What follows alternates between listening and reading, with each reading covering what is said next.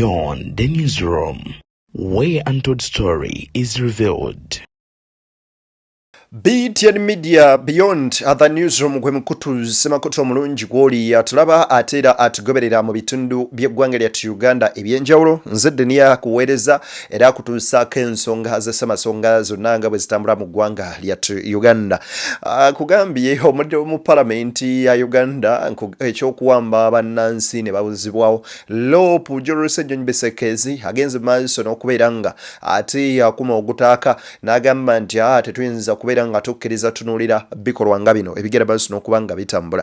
Embeera ya Saamu Mugumya ebuvanjuba n'ebugwanjuba ewaka wasigalawo ewasinga. Beyond the newsroom gwe mukutu ogukuleetera ekyo ekisinga katiranga naffe ng'oyita ku noti 771 44 53 ne noti 744 26 41 na bino bikulu tetulanga bafere tetulanga basawo ba kinnansi n'abagwa mu kkoowa eryo mwebale kutuwagira. Thank you. eno neekutte kuli Munnayuganda Ssenyonyi agamba nti ebikolwa nga bino byo tetugenda beera nga ate tubitolereetinga yadde akamu n'akeddagala kwoteeka musajja mukulu amanyikiddwa nga King Zale oyo nno naye yawambibwa na guno gwaka mpaawo n'omu ayinza kubuulira wawaali era ate n'omu amanyi. Anyway, ensonga zo mpitirivu era mpanvu ze nkuleetedde wabula ate kalira osobole okuba nga obifuna munda mungi w'enkuba ono akedde okufoda embaawo olunaku olwaleero oba oli awo watukeereesezza emirimu egitali gimu na gimu kubanga ate tubaweereza weewaawo nze Deni njagala okusaba n'obuwombeefu obw'ekika ekya good video soko gyempere like bw'ogiwa like ebejja kudduka emisinde mingi etukekulisa kino omwasobola okuba nga agifuna ate era mu ngeri yemu naawe atulaba era atugoberera nga gwe mulundi gwe ogusoosa okuba nga olaba video zaffe njagala okusaba gwe muganda wange otwegatteko mu butongole ng'osubscribinga then bw'onaaba osubscribinze kijja tegeeza nti ofuukidde ddala ekitundu kuffe weewaawo awo wennyini we njagala okusabira oneegatteko kiki olina okukola bw'oba oyagala okuba nga oneegattako mwana wattu kona mukade awo okajje personalize okateeke mu all osobola ofuna notification ku mbuuzi zonna enyivu ze tuteekayo. Njagala tubeere nga ate tutandikira wano ku katambi kano ate tusobole okuba nga tweyongerayo mpola mpola ensonga sisemasonga ze tukwatako wale eno sooka owulirize ebigambo bino kateni. There's a gentleman called Sam Mugumya. He was taken on 26th of August 2025. It's coming to a year now. Up to now, I keep wondering, if these people have committed an offense, why doesn't government produce them in court? Mr. Speaker, we have been seeing videos of Sam Mugumya in a very deplorable state. Now, I've seen some government officials say, no, those videos are AI generated. So if you are saying those videos are false, because they look to be in very grotesque shape, he cannot walk, he seems paralyzed and so on. If government, as I've seen some government officials say, no, those are not true videos, why not produce him in court so that his family can take a look at him and know this is what's happening? Because it's been a year. Mr. Speaker, this should not be acceptable in my view. I said the other day that the 1995 Constitution is a brainchild of the NRM government. So it bothers me if NRM officials are the ones violating the Constitution they birthed. It should be problematic even to colleagues in the NRM. Mr. Speaker, I kept severally raising the question of Honorable Mwanga Kivumbi. After 19 days, he was dumped at a police station. Meanwhile, police had been denying, even in their affidavit in court, they said, we don't know him, we don't know his whereabouts. But he was taken from police to court. Now, Honorable Kivumbi is now in jail, nursing injuries. And there is a police doctor's report to that effect. The injuries that were inflicted on him, and is getting treatment. So they held him for 19 days, beating him up every single day. And as I've said, this is captured in a police doctor's report. Why? Mr. Speaker, the chief, in fact, the commander-in-chief of the armed forces released a statement a short while ago. And he was castigating torture. And it's not the first time that he has done so, Mr. Speaker. Condemning how torture is bad. Saying you cannot use the evidence you've extracted out of torture in court because you can't adduce it. That person told you what they think you want to hear. What baffles me is that this is the Commander-in-Chief of the Armed Forces. If he's bothered, why is he not taking action against his juniors who are in government doing these things? We want government to help us understand. Is it too much to ask when we say, if somebody has committed an offense or is suspected to have committed an offense, produce them in court, not to take them somewhere, beat them up, after several days, take them to court? Is it too much to ask? And by the way, this is not something that affects only we in the opposition, everybody. The other day we were talking about a colleague. I'm glad after a while she was released, the Honorable Margaret Etilu from Amuria. That's NRM, but she had been disappeared for a while. And several other examples that we can give.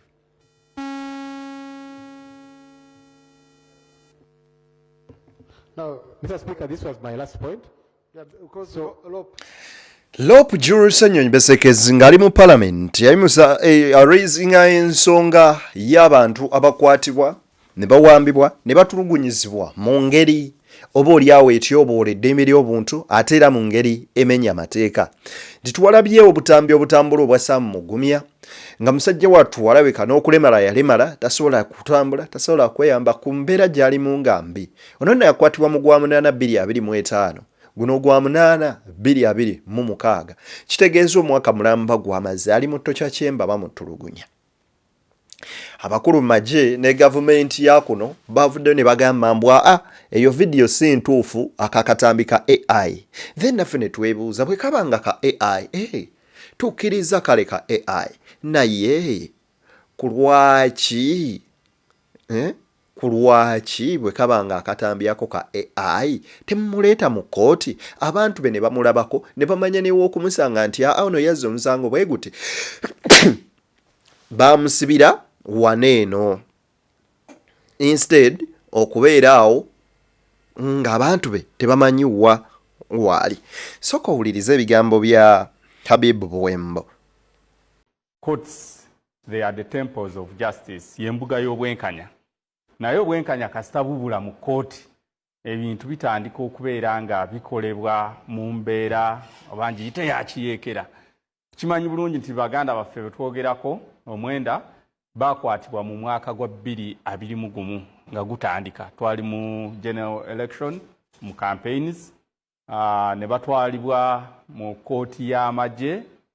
Kooti y'amagye eyo ne bawuuba komawo enkya komawo luli balooya baffe ne bagezaako okulaba nga babasabira beyiro eyabammibwa era baalinamu embeera y'okutulugunyizibwa kungi. Mujjukira abantu nga Mujahideen Kakoza nga yeekalakaasa ne mu kooti nga takkirizibwa kwogera n'abantu be, takkirizibwa kubaako kyabulira ky'abaana ba kooti. Kakoza y'omu kubakkiriza yes mu 2021 era y'omu ku baasonyiwa omukulembeze w'eggwanga. Yes. Okutuusiza ddala 2024 balooya era we bagenda mu kooti. Ojjukira keesi ya Honorable Kabaziguruka Michael ng'achallenginga buyinza bwa court martial okuwozesa abantu ba bulijjo. Supreme Court netwa ruling ennungi nega nti nno tekikkirizibwa kooti y'amagye okuwozesa abantu ba bulijjo era newa order emisango gyonna egirimu abantu ba bulijjo nga ba Yasini Machete gidde mu courts eza civilian. Balooya baffe bakigoberera bulungi nene kooti bwe twazituukamu nga zigaaka tutandikirawa tetulina ene warrant nti oba omusibe ono bamutuleetedde tulina fayiro ye and criminal procedure eri very clear. Buwemba Habibu azizza omusango guli criminal nature akwatibwa police nekwatagana ne office ya DPP ne bazimba fayiro ne bagireeta mu kooti. Kati mu keesi y'abano tetulina fayiro yonna eri mu civil courts. Therefore kooti nga zigamba kitulowooza ekyandibadde kituufu abantu bano bandibadde bateebwa buteebwa. Ne tugezaako okwengejinga jjukira Attorney General yennyini ng'ayogera nti nabo bali mu mbeera ya kattu tebamanyi kyakukola. Kaakati gye bikomeekeredde nga state etandise okusindika abasajja baayo mu makomera ekitalya bannaffe gye babadde nga babagamba mulina options bbiri, obulamu bwammwe bwonna obumala mu kkomera oba okukkiriza emisango nti yes mwagiza then tubateerewo oluggi olwa amnesty ekisonyiwo kikuweebwa gavumenti ofulume. So bakakiddwa okukkiriza emisango? Kukakibwa kwennyini olw'ensonga just imagine muntu omaze omwaka mulamba mu kkomera, ogwokubiri, ogwokusatu, ogwokuna, ogwokutaano, oyingidde ogw'omukaaga ng'ekigambo kye bakuddiŋŋanya mu matuugo kkiriza emisango osonyiibwe oba ofiire mu kkomera. Well, mwabadde na role kinga ekibiina kukkirizisa bano emisango gino kubanga mu 2024 minisita w'abavubuka then Balamu Barugara Ateny yatugamba nti bano bwe yagendayo okubala nga minisita w'abavubuka ne bamusaba bakkirize emisango gino era ne bagikkiriza oluvannyuma. Bano omwenda baagaana. Kiki ekyabawaliriza ku luno okugikkiriza 2 years later? Yes, osoose n'obuuza lw'olukinga ekibiina gye twazannye mu nsonga eyo. Ffe ng'ekibiina tusimba essira ku nkola ey'amateeka. Enkola y'amateeka eramule ku buli muntu. Azizza omusango akwatibwe, atwalibwe mu mbuga z'amateeka era enkola eya ssemateeka eramule. Enkola ya ssemateeka article 28 egamba nti buli muntu alina eddembe ly'okuwulirizibwa mu kkooti mu bwangu ng'ate kkooti eyo egobererwa bulungi publicly. Kyetulwanirira. Kaakati abadde mu kkomera yamanye obulumi n'embeera n'ebimuyiseeko ebiyitirivu in terms of business, in terms of life with the family and relatives. Engeri gyekiri nti badde batuukirira direct enteeseganya zonna zabadde wakati w'abasibe n'abaabasiba. Enteeseganya bano okuyimbulwa. Of course kasobogga nti omuntu ateereddwa ku amnesty aweereddwa ekisonyiwo kya yes oyogera oli ssaabakunzi wa kibiina. Yes. Okusinziira ku Habibu Buwembo agamba nti courts are temples of justice, nti whereby omuntu bw'atwalibwa mu kkooti aba asuubira ofunayo obwenkanya. Naye ate si bwe guli ku mulembe guno. Tulabye nga kkooti za kuno ate zo zeekolera bye zaagala. Ngenda bankuwa Ssenyonyi wano osooka owuliriza ebigambo bye. Naye bannayuganda olina okwebuuzaamu. Nalabye Munyagwanga agamba nti Machete avaayo atya ng'alina enviiri. Abo babadde mu nteeseganya bulijjo bali mu komedi waabwe. And we are very specific with the word abduction because it's different from arrest. An arrest is clear in the law. What happens is not provided for in the law, that people are picked up and for months their whereabouts are not known. There's a gentleman called Christopher Godi, also known as King Zale. He was taken on 21st April. Up to now, his whereabouts are not known. There's another one called Baliza William. 10th February is when he was taken. Up to now, no one knows where he is. There's a gentleman called Sam Mugumya. He was taken on 26th of August, 2025. It's coming to a year now. Up to now. I keep wondering, if these people have committed an offense, why doesn't government produce them in court? Mr. Speaker, we have been seeing videos of Sam Mugumya in a very deplorable state. Now, I've seen some government officials say, no, those videos are AI generated. So if you are saying those videos are false, because they look to be in very grotesque shape, he cannot walk, he seems paralyzed and so on. If government, as I've seen some government officials say, no, those are not true videos, why not produce him in court so that his family can take a look at him and know this is what's happening? Because it's been a year. Mr. Speaker, this should not be acceptable in my view. I said the other day that the 1995 Constitution is a brainchild of the NRM government. So it bothers me if NRM officials are the ones violating the Constitution they backed. It should be problematic even to colleagues in the NRM. Mr. Speaker, I kept severally raising the question of Honorable Mwanga Chivumbi. After 19 days, he was dumped at a police station. Meanwhile, police had been denying, even in their affidavit in court, they said, we don't know him, we don't know his whereabouts. But he was taken from police to court. Now, Honorable Chivumbi is now in jail, nursing injuries. And there is a police doctor's report to that effect. The injuries that were inflicted on him, and he's getting treatment.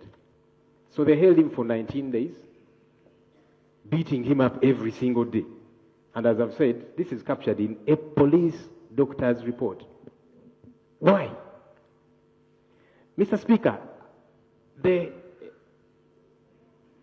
chief, in fact, the commander-in-chief of the armed forces released a statement a short while ago. And he was castigating torture. And it's not the first time that he has done so, Mr. Speaker. Condemning how torture is bad. Saying you cannot use the evidence you've extracted out of torture in court because you can't adduce it. That person told you what they think you want to hear. What baffles me is that this is the commander-in-chief of the armed forces. If he's bothered, why is he not taking action against his juniors who are in government doing these things? We want government to help us understand. Is it too much to ask when we say, if somebody has committed an offense or is suspected to have committed an offense, produce them in court, not to take them somewhere, beat them up, after several days, take them to court? Is it too much to ask? And by the way, this is not something that affects only we in the opposition, everybody. The other day we were talking about a colleague. I'm glad after a while she was released, the Honorable Margaret Etiru from Amuria.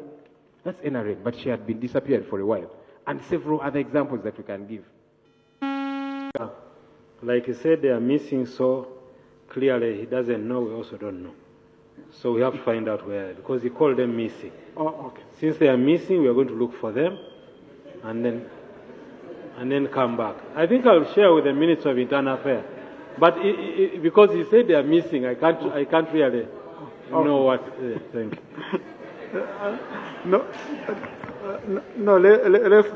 Let's leave it at that, since they promised. But these are serious issues. Okay, these are serious issues. Attorney General, you want to add on anything, or you're comfortable? Right, Honorable Speaker. Words like adopted, abducted, picked, kidnapped, disappeared should not be in our vocabulary. The issue has been brought here before, and I recall the Speaker, Right Honorable Speaker, was in the chair at that time, stated that this is a very serious matter and it required a special session for the entire House to debate this issue. And that's where it stands today. Okay, please, let's continue. We've been working, and the cousin to the Minister of Internal Affairs has promised to link up with the Minister of Internal Affairs. We shall continue asking for updates. Bw'owuliriza omusajja ono Sam Mayanja ebigambo byayonjogedde mbu okuwamba okubozaawo ebyo byo tetwandibadde nga n'okubyogera tubyogere oba bikozesa mu bigambo byaffe bye tulina okuba nga tukozesa bali mu kudaala naye ensonga za Ssenyonyi zibadde loud and clear and abadde precise okubeera nga engeri gy'atemyetemye ensonga zino eri bannayuganda abawambibwa ne babuzibwawo ne batolukyaringibwa ne bateekako n'okutuwa ku butambi notuwa ku bifaananyi nti ono wuuno ali mu pampa yakeefukira emirundi esatu nti ono edi mutu wali muyiga Runyankole nti nedda lukati hongeya Kiswahili kwegamba ensi yafuuka dde ekitagase ekitalina makulu eyo ye Uganda naye nga baani abagifudde ekyo birowoozeeko nga munnayuganda nze Deni ndiwo kuwa mawulire munzikirize wano wenyini wemansinziro bata tusinkane nga Gurude nakkiriza bye bye.